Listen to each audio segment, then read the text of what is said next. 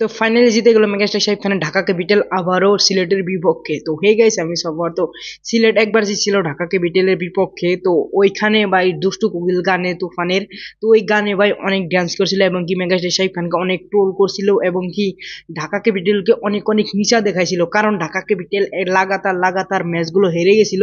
তো ওই কারণে দুষ্টু কোকিল ওরা ড্যান্স করে দুষ্টু কোকিল গানে তো ওইখানে ভাই ঢাকা ক্যাপিটালকে অনেক লজ্জিত করছিল। তো ফাইনালি এই লজ্জার প্রতিশোধ নিলেন ঢাকা ক্যাপিটাল সিলেটকে হারিয়ে। 20 ওভারে 196 রান নিয়েছিল ঢাকা ক্যাপিটাল এবং কি 20 ওভারে সিলেটে নিয়েছিল ভাই 190 রান। তো 6 রানে ঢাকা ক্যাপিটাল হারিয়ে দিলেন সিলেটকে। তো ওইখানে অনেক বড় একটা কাহিনী আছে, কারণ যখন সিলেট হারছিল তখন সিলেটের যেটা মালিক এবং কি সিলেটের যতগুলো স্টাফ যতগুলো প্লেয়ার আছে সবগুলো ভাই আরে ভাই ঢাকা ক্যাপিটালকে অনেক নিচা দেখাইছিল এবং কি মেগাস্টার শাকিব খানকেও নিচা দেখাইছিল দুষ্টু কোকিল গানের নিচে। তো জিতার পরে দুষ্টু কোকিল গানে ভাই অনেক নেচে এবং কি তাদেরকে অনেক অনেক দেখাইছিল যে নিচা দেখাইছিল। তো এটার প্রতিশোধ এখন ঢাকা ক্যাপিটাল নিয়ে নিল। তো এখানে লিটন দাসকে ভাই অনেক অনেক ভুয়া ভুয়া বলা হয়েছে। তো বাংলাদেশ একটা জাতীয় ক্রিকেট দলের একটা ভাই সিনিয়র একজন খেলোয়াড় যিনি সব ফর্মেই খেলে আর কি, তাকে ভাই ভুয়া ভুয়া বলা অনেক অনেক লজ্জার ব্যাপার। একটা দেশের নিগে যে দেশের হয়ে খেলায় তাকে ভুয়া ভুয়া বলে 2-3 ম্যাচ খারাপ খেলছে বলে। এই লিটন দাস যারা ভুয়া ভুয়া বলছিল তাদের মুখে জবাব দিলেন যে এখানে 48 বলে ভাই 70 রান নিয়ে নিছে। তো 70 রান ভাই হিউজ হয়। লিটন দাস তাদের মুখে একটা জবাব দিয়ে দিছে। তো এইখানে ভাই মুস্তাফিজুর রহমানকে নিয়ে কথা না বললেই চলে না। মুস্তাফিজুর রহমান ভাই বিপিএল এ 100 উইকেট কমপ্লিট করে ফেলেছে। তো মুস্তাফিজুর রহমানের জন্য আজকের দিনটা অনেক বড়, যে 100 উইকেট কমপ্লিট করছে বিপিএল এ।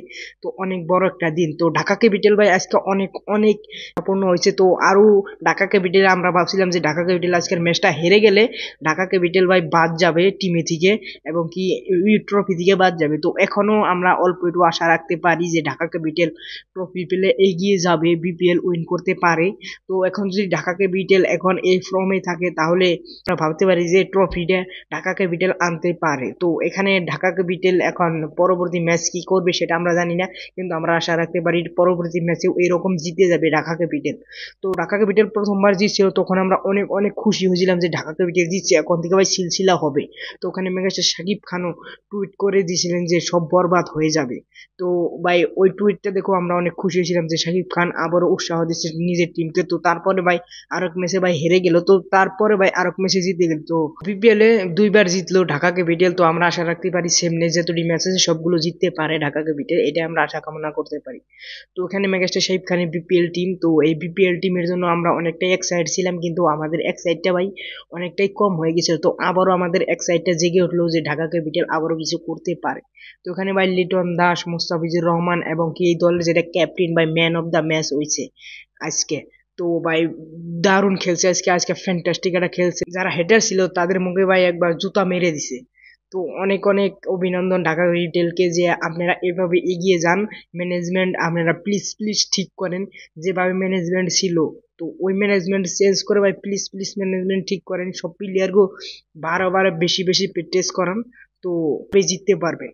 তো এই ভিডিওটা কেমন লাগছে অবশ্যই যদি ভালো লাগে অবশ্যই একটা লাইক করবে, আর যদি ঢাকা ক্যাপিটালের সাপোর্টার কারা কারা আছে প্লিজ প্লিজ ভাই কমেন্ট করবে আর চ্যানেলটা সাবস্ক্রাইব করবে। Thanks for watching, by.